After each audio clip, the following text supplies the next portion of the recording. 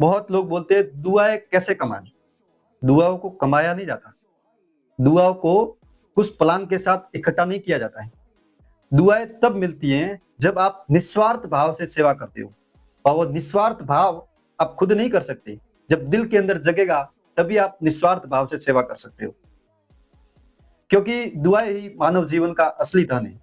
इस धरती पर जब तक जी रहे तब, और बाद में भी, क्योंकि ये जीवन तो पल भर का है।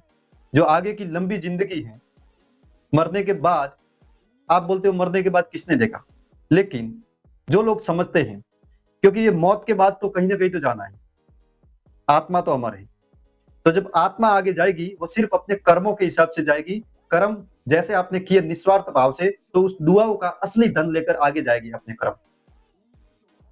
तो दुआओं को कमाना बहुत जरूरी है, उसके लिए निस्वार्थ भाव से सेवा करना होगा।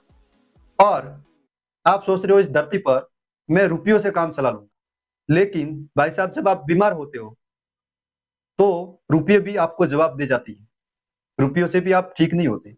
लेकिन जब आपके पास दुआएं रहेगी और किसी की दुआ लग गई आपको, तो आप, डॉक्टर ने जवाब दे दिया कि आप बचने वाले नहीं हो।